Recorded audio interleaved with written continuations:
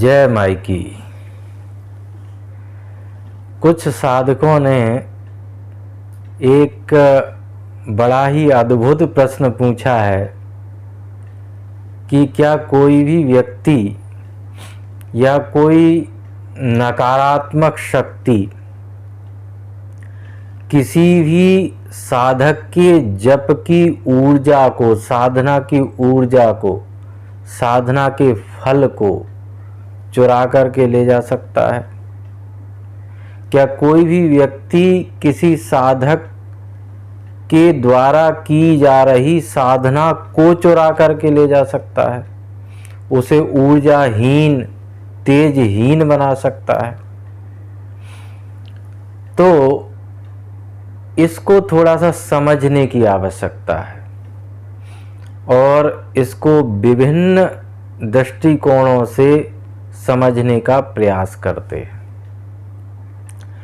सबसे पहली बात तो यह है कि जब भी कोई साधक साधना करता है, जप साधना करता है, तो जप साधना करने के उपरांत वो जैसे ही अपनी माला पूरी करता है, जप संख्या पूरी करता है, उस संख्या को पूरी करने के उपरांत वो माई से प्रार्थना करता है, देवी देवताओं से प्रार्थना करता है।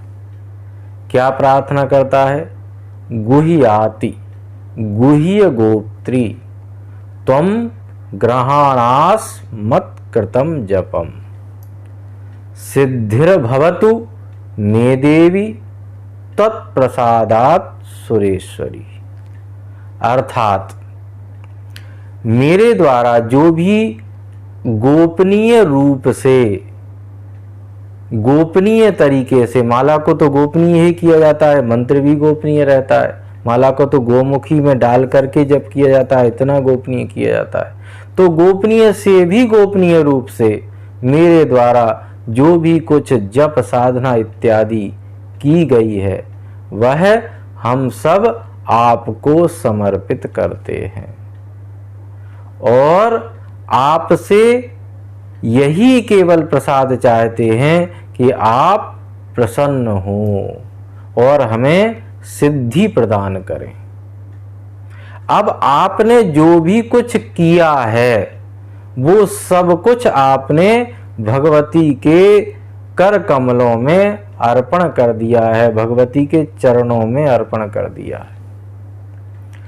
और हमने जब भगवती को अर्पण कर दी है कोई वस्तु, तो वह वस्तु या ऊर्जा उनकी अपनी संपत्ति हो जाती है।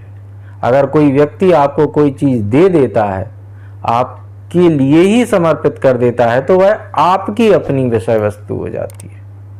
ऐसे ही आपने जो भगवती के चरणों में समर्पित किया है वो भगवती का है। और इतना किसमें सामर्थ्य है कि उनकी इच्छा के विपरीत उस ऊर्जा को, उस सिद्धि को कोई छीन करके ले जाए। और अगर आपको ये लगता है कि उनकी इच्छा के विपरीत कोई भी व्यक्ति या कोई भी नकारात्मक शक्ति उस ऊर्जा को बलात् छीन करके ले जा सकती है, तो फिर आपको भगवती की साधना नहीं करना चाहिए। आपको उस बलवान, ताकतवर नकारात्मक शक्ति की ही साधना करना चाहिए, क्योंकि जब वो भगवती के कर कमलों से भी खींच करके ले जा सकती है तो फिर वही ताकतवर हुई, वही शक्ति संपन्न हुई, अर्थात वही शक्ति भी हुई। तो फिर आपको माई की साधना क्यों करना चाहिए? किंतु ऐसा संभव नहीं है।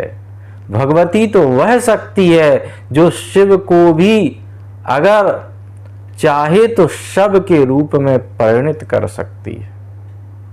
शिव के अंदर भी जो शक्ति तत्व है वह भगवती ही है। तो उनसे कोई भी शक्ति को कैसे छीन करके ले जा सकता है? अब हमें थोड़ा सा पौराणिक चिंतन भी करना चाहिए। हम सभी ने बहुत सारी कथाएं सुनी हुई हैं और थोड़ी बहुत कथाएं तो सभी ने सुनी हुई होती हैं कि जब भी किसी साधु को, संत को आवश्यकता हुई तो उसने घोर तपस्या की यहां तक कि राक्षसों ने भी घोर तपस्याएं करी हैं। साधु संतों ने इतनी तपस्याएं करी हैं कि इंद्र का इंद्रासन भी डोलने लगा है। तो अगर इस तरह की कोई विद्या होती तो इंद्र क्यों ना उसका उपयोग करते हुए उन साधु संतों की वह ऊर्जा को चुरा ले जाते, उन राक्षसों के द्वारा की जा रही तपस्या को चुरा करके ले जाते। क्यों उन्हें आवश्यकता पड़ती अप्सराओं को भेजने की कि जिससे वे उनकी जप साधना तपस्या को खंडित करें, रोकें, उसमें व्यवधान डालें? क्यों उन्हें आवश्यकता पड़ती? उनके लिए तो बहुत अच्छा था कि साधु संत राक्षस तपस्या करते जाते करते जाते करते जाते और इंद्र अपना खजाना भरते जाते भरते जाते भरते जाते। किंतु ऐसा तो संभव ही नहीं है, ऐसा तो कहीं सुनने में भी नहीं आता, ऐसा तो कोई कथा ही नहीं मिलती।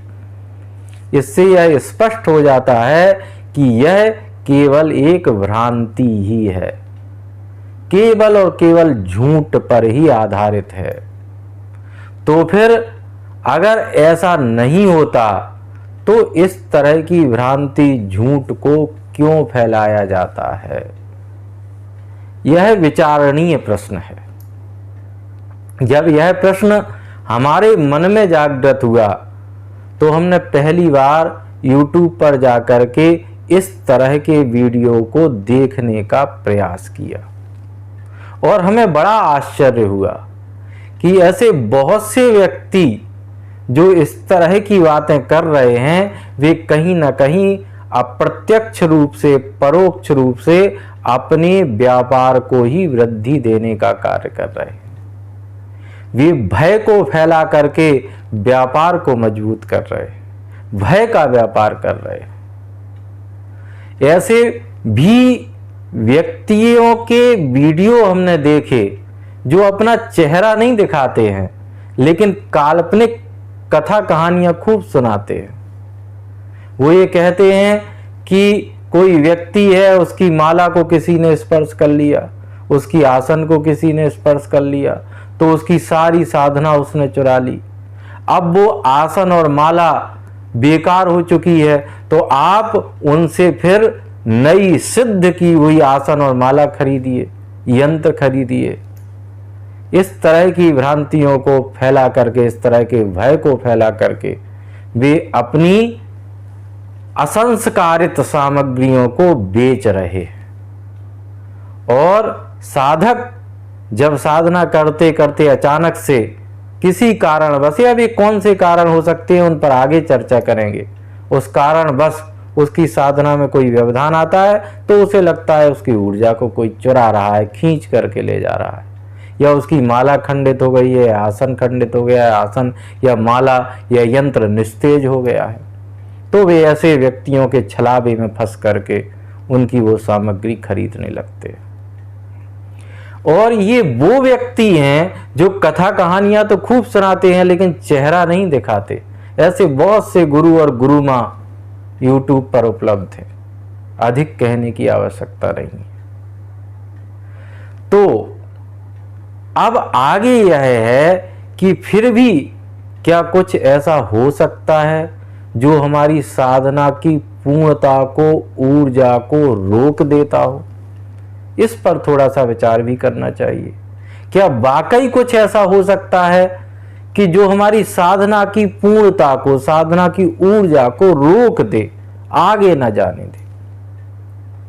तो इसको थोड़ा सा गंभीरता से समझने की आवश्यकता है। जैसे कोई फैक्ट्री होती है, उस फैक्ट्री में गिलास बनाए जाते हैं, तो उन गिलासों को बनाने के लिए जो रॉ मटेरियल आता है वह रॉ मटेरियल तो उच्चतम क्वालिटी का खरीदा जाता है, बहुत अच्छी क्वालिटी का, उसमें कोई भी गड़बड़, कोई भी मिलावट नहीं होती। और फिर उससे गिलासों को ढाला जा रहा है, लेकिन जिस सांचे में गिलासों को ढाला जा रहा है वो सांचा ही सही नहीं है। सामग्री बनाने वाली तो सही है किंतु जिस सांचे में उसको ढाला जाना है वह अगर सांचा ही सही नहीं है, वह सांचा ही सच्चा नहीं है, तो फिर गिलास कैसे निर्मित किया जा सकता है, अच्छा गिलास कैसे बनाया जा सकता है? इसकी संभावनाएं ही नहीं है। उसी तरह से मंत्र तो जागृत है, गुरु भी सौभाग्य से तुमको जागृत मिल गया है। ये बात अलग है कि तुम उसको पूर्ण रूप से नहीं सुन रहे हो, या तुम्हें गुरु ही प्राप्त नहीं हुआ है, तुमने किताबों से या YouTube पर देख करके ही मंत्र साधना आरंभ कर ली है, और तुम्हारे विचार बिल्कुल ही अपवित्र हैं। तुम पूर्ण रूप से अशांत रहते हो, क्लेश से भरे हुए हो, तुम द्वेष से, वैर से, शत्रुता से भरे हुए हो। तुम्हारे अंदर तुमको ही विषाक्त बनाने वाले बहुत से विचार मन में चलते रहते हैं, तुम वासना से भरे हुए हो। तो ऐसी स्थिति में वो मंत्र, जो दिव्य मंत्र तुम्हें मिले हुए हैं, वे सही दिशा में कार्य नहीं कर सकते। मंत्र जब एक मनोमय संघर्षण होता है, मंत्र और मन का परस्पर संघर्षण होने से ऊर्जा पैदा होती है, और उन ऊर्जा को, उस पवित्र ऊर्जा को गति देते हैं आपके विचार, आपका अपना विवेक, आपकी चिंतन, आपकी मनन शक्ति। अगर ये सब कुछ आपका सकारात्मक नहीं है तो फिर आपका गलत दिशा में जाना तय हो जाता है। तो यही एक वो बात है जो आपकी साधना की ऊर्जा को गलत दिशा में मोड़ देती है, अर्थात रोक देती है, सकारात्मक ऊर्जा को रोकने का काम करती है। और आपके अंदर इस तरह की भ्रांति निर्मित हो जाती है कि आपकी ऊर्जा को कोई चुरा रहा है, कोई चुरा करके ले जा रहा है। अब आगे यह विचार करने वाली बात है कि कुछ साधकों को ऐसा बार बार क्यों लगता है, उनका ऐसा विश्वास क्यों जम जाता है कि उनकी ऊर्जा चुरा ली गई है। अब उनकी ऊर्जा पहले जैसी नहीं रही। अब पहले जैसे उनके अंदर जो ऊर्जा से वो भरे रहते थे, सकारात्मक ऊर्जा से भरे रहते थे, अब वैसी ऊर्जा उनको नहीं प्राप्त होती। अब उनका जीवन उस तरह से नहीं चल रहा है। अब उनके जीवन में बहुत सारी व्यवधान आ गए हैं, बहुत सारा क्लेश आने लगा है, लेकिन पहले ऐसा नहीं था। तो इसके लिए जो सबसे ज्यादा जरूरी बात है वह यह बात है कि वे व्यक्तिगत जिम्मेदारी को स्वीकार नहीं करते। इसको भी समझने की जरूरत है। साधना में जब वे सही निर्णय ले रहे थे, उनके निर्णय सही थे, उनकी दिशा सही थी, तब तक उनकी साधना सही दिशा में जा रही थी, और सही दिशा में जा रही थी तो उनको सकारात्मक ऊर्जा प्राप्त हो रही थी। लेकिन उनके अंदर अहंकार जन्म ले लेता है, और अहंकार के जन्म लेते ही उनको ऐसा लगने लगता है कि मेरे द्वारा निर्णय लिए गए हैं, या जो भी निर्णय लिए गए हैं उनको मैंने ही लिया है, इसलिए मेरे अब आगे के भी जो निर्णय हम लेंगे वे भी सही ही होंगे। और ऐसे अहंकार के जागृत होते ही वे मनगणंत और विषाक्त निर्णय लेने लगते हैं, जो उनके जीवन को विषैला बना देने वाले। अहंकार तो होता ही है मन में भरा हुआ कि हम तो सब कुछ कर सकते हैं।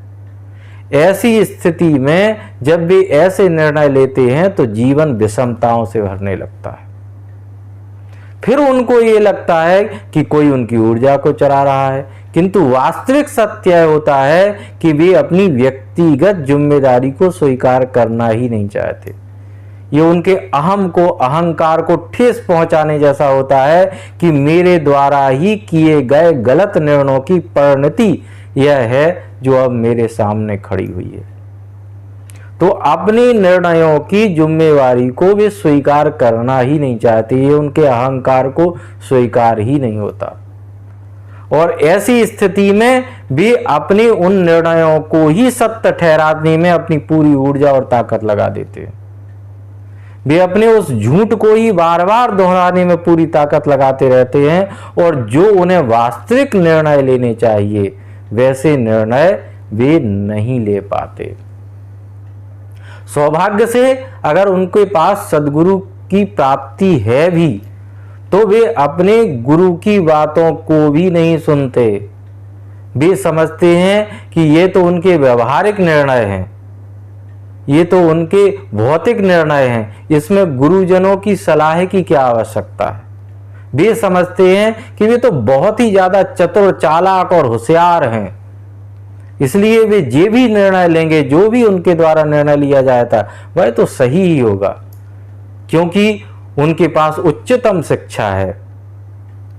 वे लोगों से बातचीत में बड़े होशियार हैं, वे सब कुछ कर सकते हैं, किसी का भी माइंड डाइवर्ट कर सकते हैं, किसी को भी कुछ भी समझाने का सामर्थ्य रखते हैं, बहुत सारी विद्याएं उन्हें आती हैं। इस तरह के अहंकार से ग्रसित होकर के वे झूठ पर झूठ अपने ऊपर लादते चले जाते हैं और आवश्यकता उन्हें इस बात की होती है कि वे सत्य को स्वीकार करें, अपनी जिम्मेवारी को स्वीकार करें कि उनके जीवन में जो भी विषमता अब आ रही है वे उनके ही लिए गए निर्णयों की परिणति है, अंजाम है।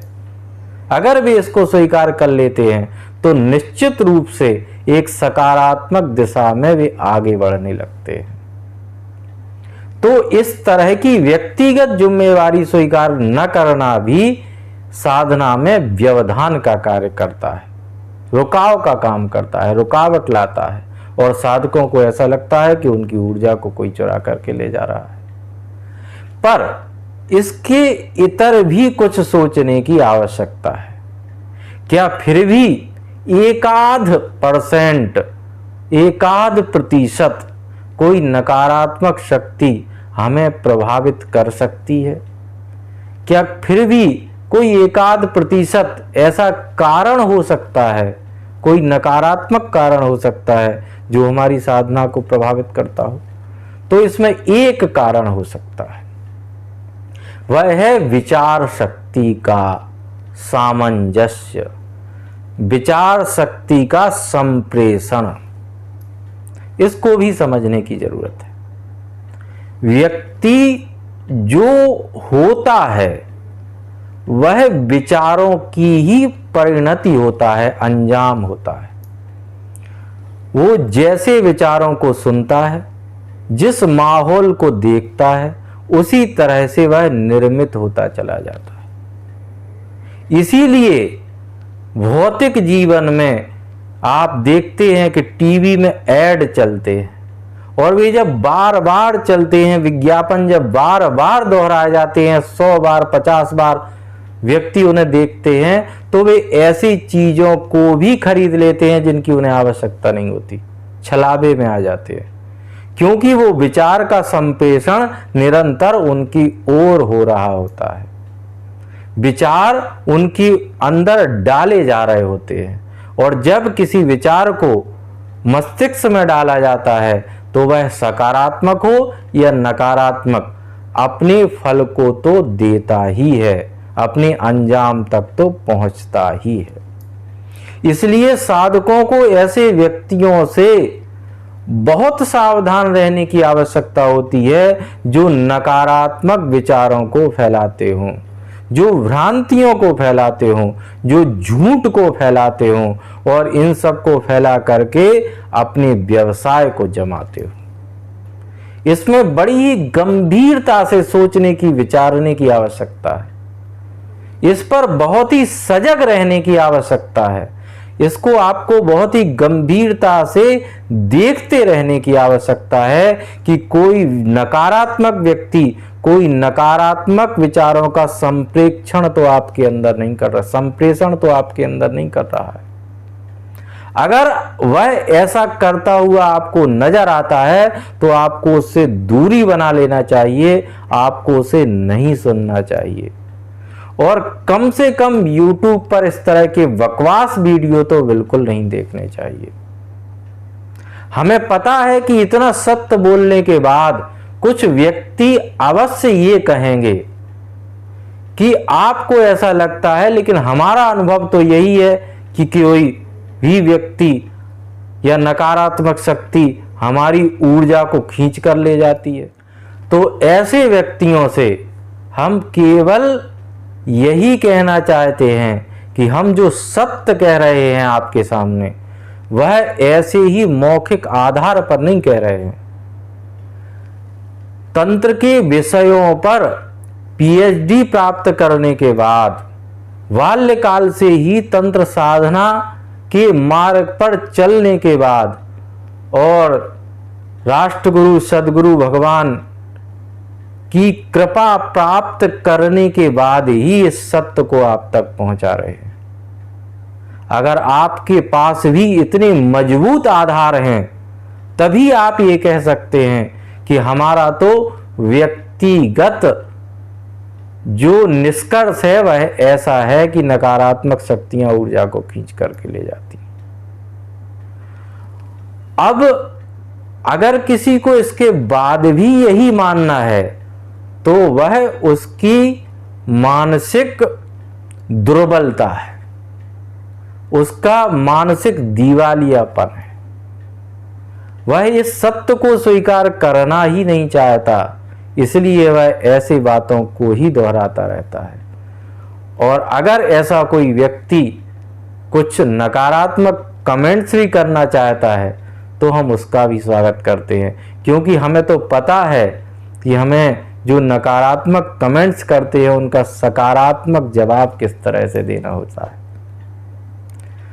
तो आशा करते हैं कि इस सत्य को आप समझेंगे और इस तरह की भ्रांतियों से, झूठ से दूर रहेंगे।